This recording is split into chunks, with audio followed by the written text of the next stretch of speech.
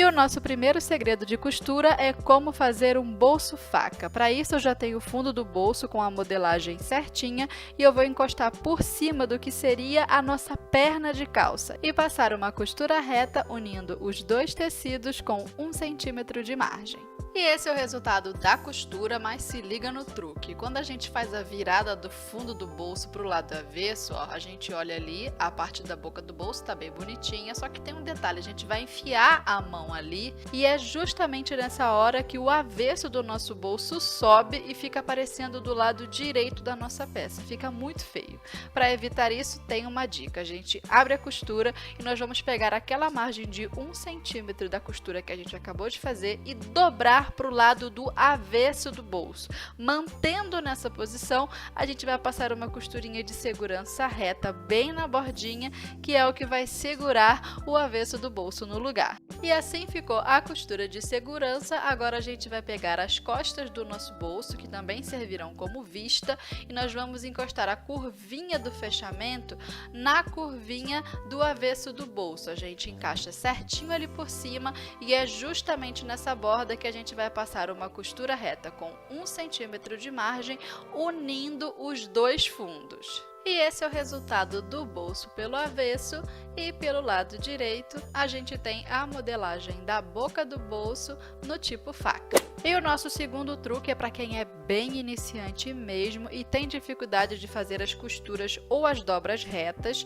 Para isso nós vamos precisar de um pedaço de cartolina que tenha 25 centímetros por 18 e na lateral mais larga nós vamos fazer marcações de 1 em 1 centímetro, descendo pela borda, criando listras na quantidade que você quiser. Eu decidi fazer até 5 centímetros, então eu fiz 5 marquinhas ao longo de toda a lateral da borda. É só você ir avançando e marcando.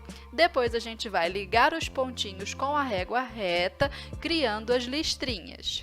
Outra coisa que a gente pode fazer também é numerar as listrinhas conforme os centímetros, de 1 a 5, para que a gente não perca a referência. Daí, na hora de usar, é só a gente colocar a cartolina sobre o tecido onde a gente quer fazer a dobra da bainha, trazendo a margem do tecido até a listrinha correspondente à medida que a gente quiser utilizar. Daí a gente vem com o ferro de passar e passa tudo certinho, fazendo o vinco muito mais fácil e a nossa dobra fica sempre na medida perfeita, seja com 1 centímetro, 2, tanto faz. E a terceira dica é para quando você precisa costurar alguma peça de couro ou tecido emborrachado e a gente sabe que com o calcador comum a gente coloca na máquina, tudo engasga, a gente puxa para um lado, puxa para o outro, a agulha bate no mesmo lugar e fica muito ruim. É claro que o ideal seria ter aquele calcador de teflon que escorrega, mas caso você não tenha, existe uma gambiarra para resolver isso. É só a gente pegar o nosso calcador comum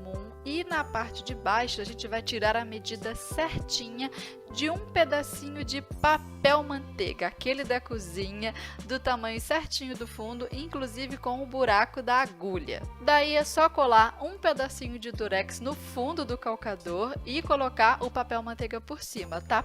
Prontinho! É só encaixar o calcador na máquina e começar a costurar. O couro já desliza facinho e serve também para aquela película de vinil transparente. Na próxima dica, vamos aprender a costurar uma pence sem aquela bolha na pontinha. Eu já risquei ela aqui igual na modelagem, com a pontinha bem definida. A gente vai dobrar a pence no meio, alfinetar certinho. E usando um lápis, para que vocês entendam o raciocínio melhor, eu vou riscar aonde a gente deve costurar. A gente começa medindo a pence e achando mais ou menos o meio dela e a gente faz uma marquinha com o lápis de referência. E do início da pence para o meio, com 2 milímetros de distância da reta já riscada, nós vamos traçar uma leve curvinha do início da pence, descendo até a marcação do meio que a gente fez. E completando o risco, agora do meio para o final da pence, a gente vai fazer uma outra curvinha com a mesma distância, só que agora para dentro da pence. Percebam como ela está curvada para o lado de dentro e se aproxima bastante da dobrinha do tecido. É essa a curvinha que a gente vai seguir como referência para fazer a nossa costura. E agora é só costurar com esse movimento da curvinha. Lembrando que o risco se torna dispensável com o tempo. Eu só fiz aí no vídeo para que vocês conseguissem ver e entender. Mas depois que a gente entende esse raciocínio, aí o risco não é mais necessário, a gente já consegue fazer a costura de uma vez. E agora, se aproximando da pontinha da pence, tem mais um macete, ó. Percebam que eu vou caminhando com a agulha o mais próximo possível daquela dobrinha. Faço a virada do tecido em torno da agulha e sigo com a costura ao contrário, voltando pelo caminho que eu já fiz. Vou caminhando com ela até o meio, onde está a nossa marcação, e é só agora que eu vou fazer o arremate, o retrocesso da máquina, porque se eu tivesse feito lá na pontinha, ela ficaria toda esquisita, toda embolada. E para finalizar, vamos passar a nossa pence do jeito certo, em cima de uma almofadinha. É só a gente encaixar a pontinha, o ápice da pence, bem nas curvinhas da quina da almofada, para que o encaixe fique certinho. E é exatamente assim que a gente vai passar a nossa pence, evitando qualquer tipo de bolha. Percebam como a pontinha da pence fica retinha, super perfeita. E como se não bastasse, um truque de alfaiataria. A gente vai pegar uma pedrinha de mármore, granito, qualquer pedrinha geladinha, e a gente vai colocar por cima da ponta da nossa pence, porque isso cria um choque térmico e fixa o tecido na posição certa. Por isso que a pontinha da nossa pence fica tão bonita.